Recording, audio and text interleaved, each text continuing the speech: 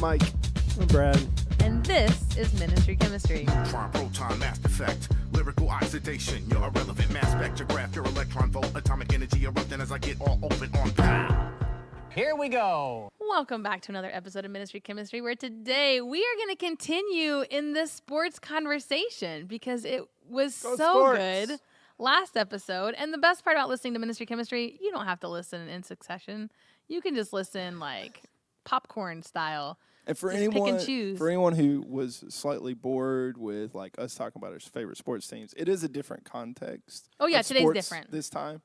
Today's So we're not different just to it. talking about our favorite sports Yeah. teams and how that applies to church. If you do want to know our favorite sports teams, now you need to go back and listen to the previous episode because listen we're to not part going to one. rehash that. I liked it. But, well, yeah, because Those we're are all my sports teams. fans in some ways, especially of the Olympics, right?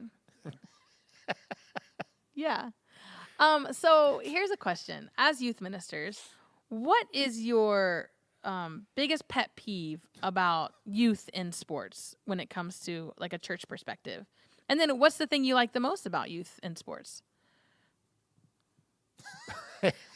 I'm glad you said in the church context because parents would have been my answer otherwise. But, The You don't most like the or parents? least. my least favorite about being involved with kids in sports are parents. Brutal. Brutal. Yeah, it's rough. It's rough.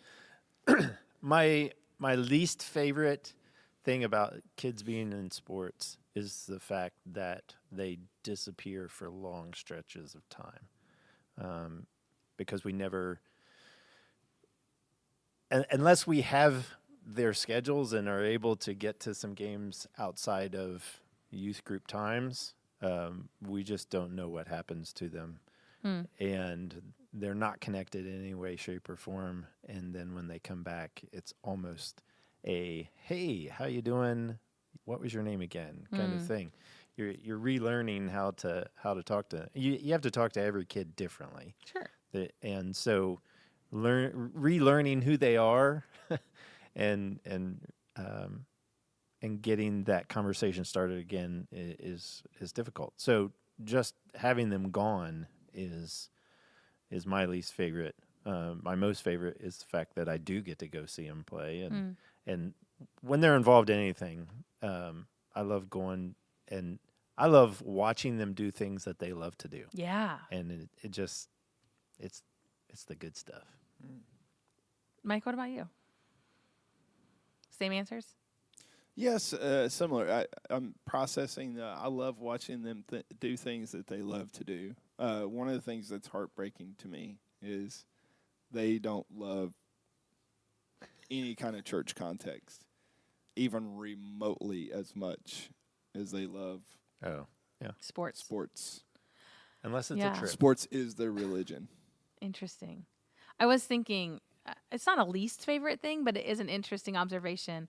My students who are most engaged in their sport or sports hype it up all over social media. Come out to our game, for Spirit Week. Hey, this is the theme this week. We want to see your faces.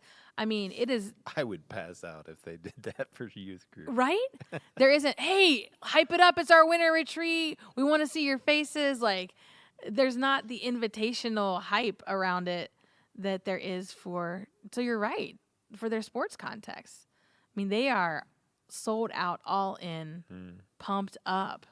You think that's because it's more about me than it is about, like, when even when you're hyping up, come to a sports event, when you see a kid doing that, it's more about come see me play, not come see us play. Ooh, man. In the church environment, there's really nothing me about it other than, we talk about personal salvation, which we could argue whether or not that's completely biblical, but at the same time, we typically don't know the rest of the team. So it wouldn't be, hey, you don't know these other people, but come watch us play.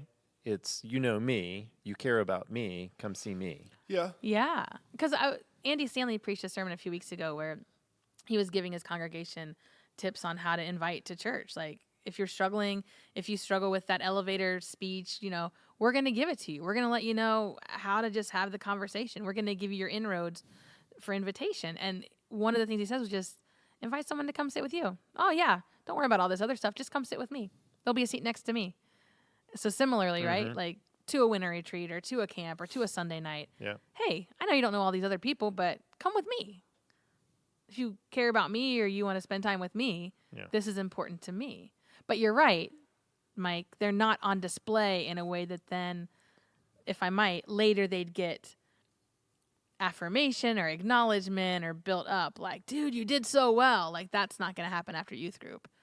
Unless there's it like... could, in the sense that if you have teens a part of the, whatever you would call it,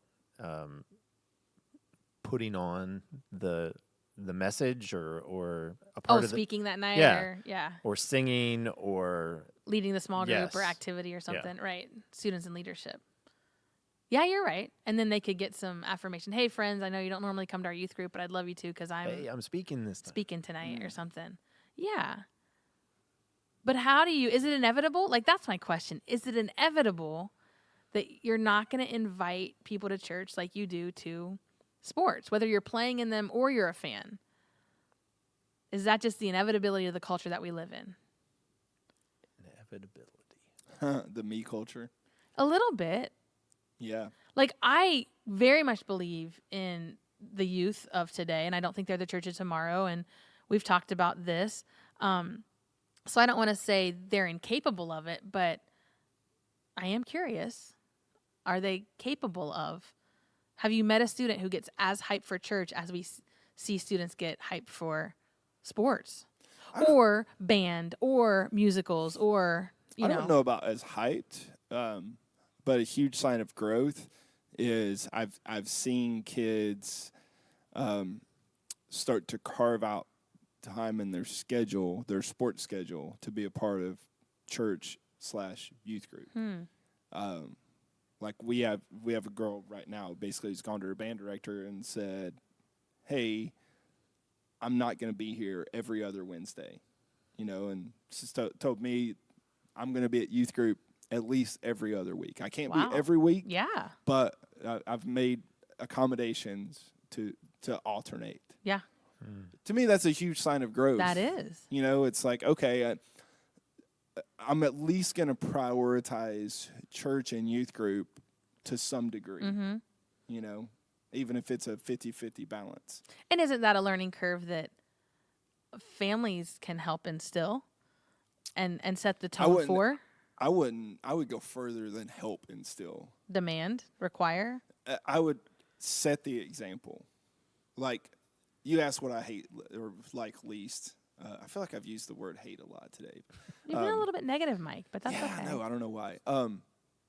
I despise travel sports. That take the whole family away for an entire weekend. They put so much demands on the family, and there is zero consideration for anything family, much else. less church. No, yeah. It's like your whole life will revolve around this for this period of time. And now, I mean, travel baseball is year-round. Yeah. They're playing indoor baseball in the winter, or they're traveling south to play it outside. Soccer.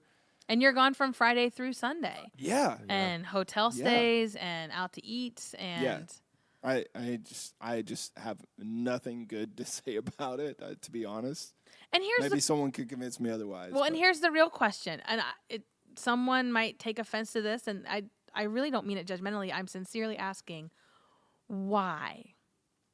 Why the investment in a travel ball club? You're right. It's investment. It's expensive. It's a financial investment. It's a time investment. Yeah. It's a relational investment / a relational depletion from people that you're not with and places that you're not able to be, right? So why? There's been some really good articles written about this, but one of the big transitions is when we were kids. When I was elementary school, I played the 3 primary sports: football, baseball, basketball, rugby, lacrosse, and swimming. Yes. As I got older, I didn't like basketball enough, but I was still playing baseball and football. I mean, most kids now are singularly focused from a very early age. On one sport. On one sport. And then that's when travel takes over and it becomes that sport is your singular focus for the entire year versus broadening our horizons a little bit versus, playing football in the fall and baseball in the spring, just to give one example, or soccer, whatever, plug in, fill in the blank. That doesn't matter. It's just, because most people have dreams of being a professional and being paid for it. Well, I can't be do the parents best. have that dream though, or is it the kids? Yes, I think yes. Yeah. Both. Yeah, I agree. It's I would say it leans a little heavier towards the parents. Well, which is another reason why I hate parents at sporting events, because they treat it as such. So many. You are parents think hurting they're- my kid's chance of becoming a pro. Your kid's 8. Yep. Straighten up. Yep. Yeah. Well, and I will say, so when I ask about investment, like my sister and I were very musically inclined, and my mom had no problem with that. Like, we had 2 things we had to do every week. We had to take piano lessons. We had to go to church. Like, when I say require and demand, like, that was the requirement in our home. We had to do both of those things. And then we got to do other things too. And we played some sports. My sister danced and all this kind of stuff. But, from junior high on, my mom really encouraged us into things that could potentially get us college scholarships. So things like, this is so silly, but I started out on the clarinet in band, and then I switched to the oboe because double reed instruments are, a more select skill. Well, and the oboe. And the oboe, who that's- doesn't love a good oboe? We all fall asleep to the oboe every night, I know. But it was, so when I think about the question of why invest in this way, my mom had a very clear reason that she made known to us. Like, 1, it's good for you to learn an art, but 2, this could lead to something really helpful down the road. And that's why we would invest in this way. And so they might not become a professional sports athlete as their vocation, but could it lead to a college scholarship or opportunities, Yeah. like that? I don't think there's anything wrong with. Right now my kids are 6 and 4, and we're doing a little bit of throwing spaghetti at the wall and seeing what sticks. Mm-hmm. Oh, yeah. Here's soccer. Do you like it? If not, okay, whatever. I don't think there's anything wrong with doing your research, saying, hey, here's an opportunity to excel. We're going to throw this at the wall. If it sticks, awesome. If not, though, some parents push too far of, well, this is your best opportunity to succeed, so we're going to push you down this regardless of your own personal, affinity towards it. Yeah. And to me, that's the dividing line. It's interesting, the scholarship thing. Sports scholarships, you know what the number 1 scholarship for female athletes is? Wait, let me think. Track and field? Rowing. Rowing. Yep. Really? It's like 1 in 7. And the only reason I'll bring that up from what you said is I had a coworker who looked that up, Interesting. and she has 3 girls. So if I have a daughter, and I'm going to make them row. she was like, I think up on the at Hoover on the north side of Columbus, there's a lake, and they have rowing. And she's like, yeah, I'm going to throw my girls in there and see if it sticks. And That's cool. If it does, they have an awesome chance of getting a scholarship. And most schools that have rowing are like top-notch schools. Well, Like, sure. Toledo doesn't have a rowing team. Because you probably. have to have. We have We bad picked mouth on Toledo. I know. For all the Toledoites out there, like, I love Tony Hayden's Pacos. looking You at have a great Toledo, zoo. so, like, whatever. big fan of Toledo. Go Rockets. When I think rowing, though, I think like Ivy And now I League. want Tony Pacos. Is the truth of Don't it. you? Rowing? I think Ivy League. Oh, yeah, for like, sure. What was it? Wasn't it Dead Poets Society? They were Yeah. rowing. Yeah. Yeah. Well, It's and called crew, but yeah. right. Yeah. I wasn't going to correct him, but I'm glad you but did. rowing is the actual sport, though, right? Well, No, then I crew think about is the actual sport. You row in crew. Oh, well, Mm-hmm. whatever. the Olympics and how can I one day get to there? And this is not an uncommon thought in my head because there was some actress, and I cannot remember, I just read this article too, who pursued like the Winter Olympics in shooting, like the ski shoot thing. Ski. And so, and she was a part of the team, and I was like, that's awesome. Like later in life, pursued a sport she'd never done before. And I think about curling, like, could I Anybody could become curl.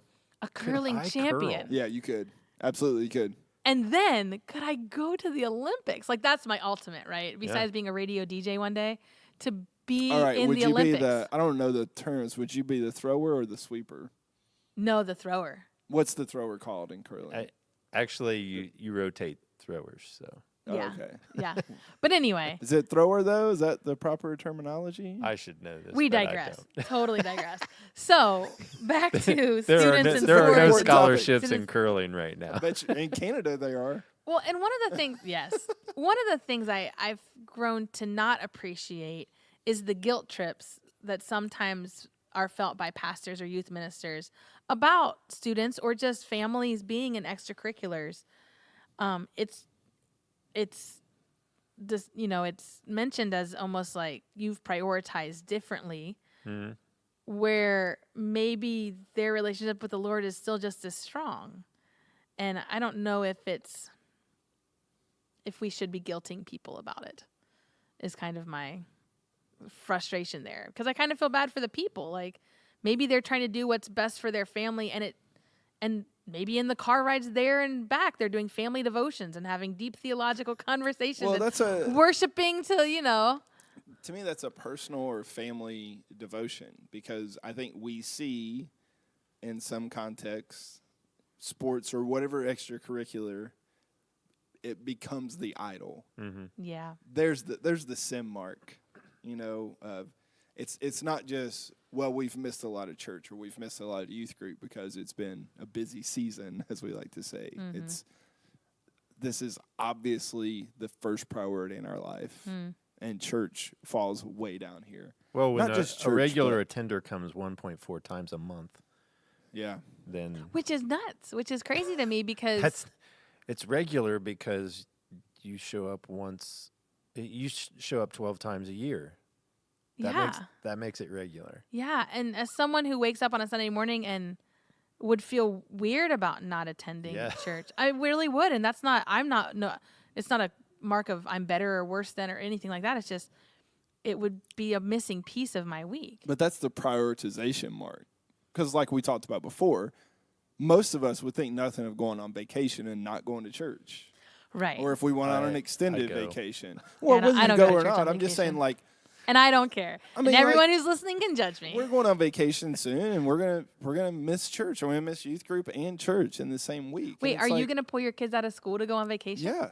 See, now that's a whole nother conversation absolutely we about are. prioritizing, because I have some friends who want to go apple picking this weekend, and they forgot that their kid's in preschool just for a minute, right? Like, oh, but we can't because like our oldest is in preschool. I'm like, it's preschool. Just Okay, so just go apple picking. But they're like, no, we're not going to start a pattern of well, like a kid missing school. same thought as you. My kids are kindergarten and preschool. Kindergarten is a whole like less than 3 hours a day. Yeah, I think you're that's gonna a be whole nother okay. You know what I mean? But they're doing multiplication. So And they're in a rhythm and routine. But the other thing, one of the best quotes I heard, this is a total side note, but it relates to what you said. One of the best quotes I ever heard, and it stuck with me, is don't sacrifice your kids' education for the sake of their education. Yeah. And that's basically, he was getting at the point of Mark Twain where's your kid gonna get more value? You taking a long weekend to Washington D.C. and seeing the monuments and learning about presidents, or them sitting in a history class reading from a textbook? So what's Where's the greater value? I That's love a that. total Yeah. side conversation. No, it's not. It's the same thing, because don't sacrifice your kid's faith for your kid's what? Sport, faith in something else, belief. Don't sacrifice your kids' belief for their belief but there's I would something say- there. Don't sacrifice their long-term priorities for their short-term. Yeah. Yeah. Because- that's a good word. For the majority of kids that we know in our context, at best, they may play at like a D2 or D3 school, some kind of sport. Most of them aren't going to go, and there's nothing wrong with that. I'm not saying No. I'm not knocking that in any way. I'm just saying, if you look at statistically speaking, which has more long-term value?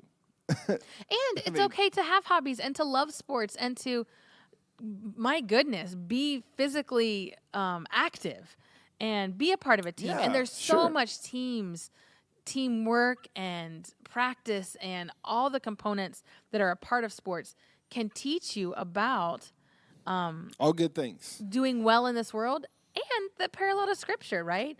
Diligence, perseverance, patience, self-control, considering someone else before yourself, which brings me to, okay, you miss on a Sunday morning and we can hyper-focus on the family that misses, but we've talked about this. Who else misses out when you're not around? The greater community. So, Brad, to your earlier point, when that student returns after being gone for 2-3 months or a season, and it's a whole new getting to know you, not only have they missed out, but y'all have missed out on their input and their wisdom and their presence. Yeah. And that's a sadness too. The other thing that just kind of jumped in my mind when Mike was talking is that I'm sure that the mindset of talking about the short-term priorities and the long-term priorities is that it's not really any different than the young adults that flock away from the church after they graduate high school. Church is always going to be there. And when I have kids, I'll go back. The kids can say that too. In church is always going to be there. I'm not going to be able to play for the rest of my life. That's right. And That's true. I'll go back when. So it's not a priority because I have this small window of time that I can enjoy what it is that I'm doing. So how much allowance do we make for that? Right. That's a great point. That's a great point. That's totally fair. And how is it inhibiting my child's faith journey? I mean, truly.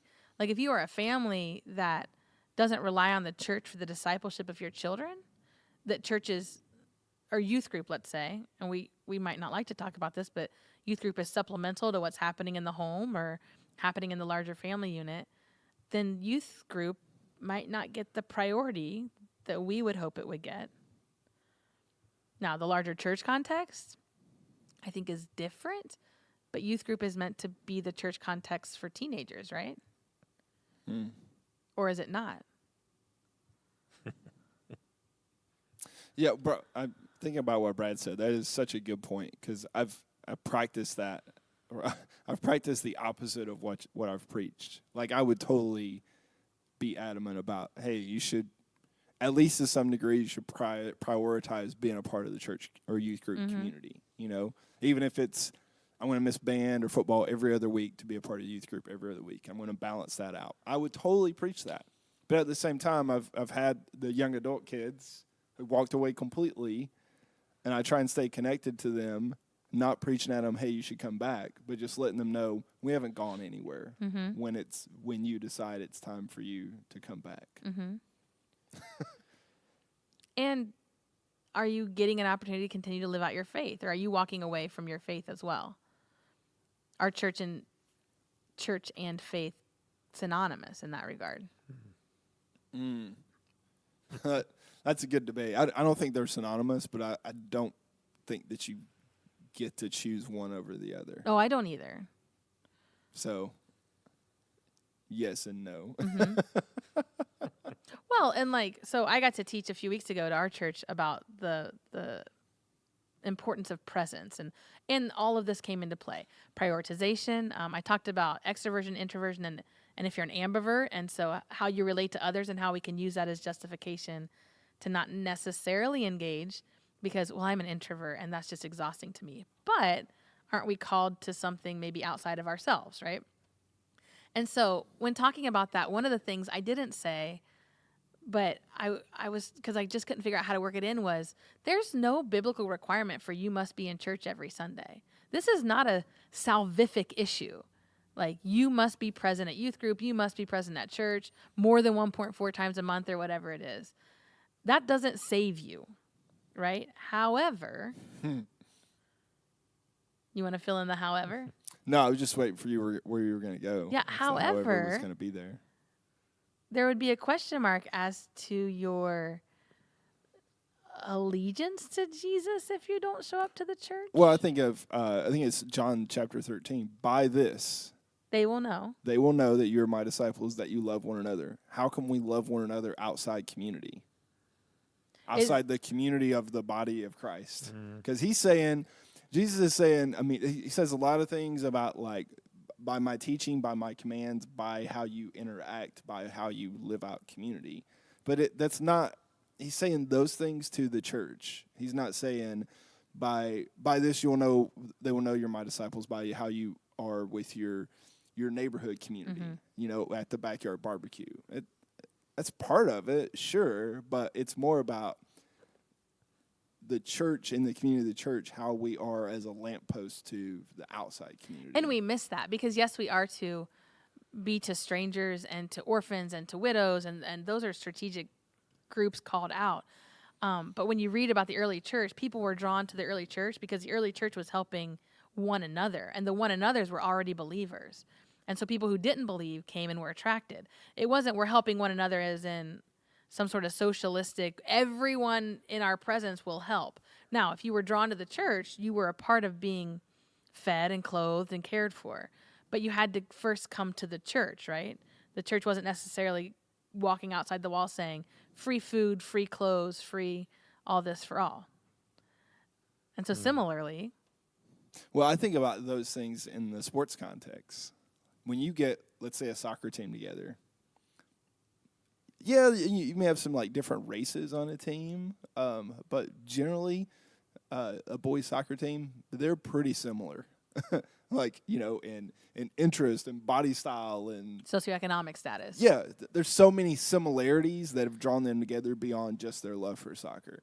The church is a pretty eclectic group. Should be. Even a predominantly like middle-class white church. Varying socioeconomic status. Oh, yeah. Job types, body types. Personality personality age, types. all that stuff. The same plays out in youth group. We see it in our youth group. It's a little bit tougher sell in that communal aspect of, especially when you have a kid who is there more for the social aspect of it than the Jesus aspect of it, because Jesus is the binder for that eclectic community. I heard N.T. Wright say this, and it blew me away.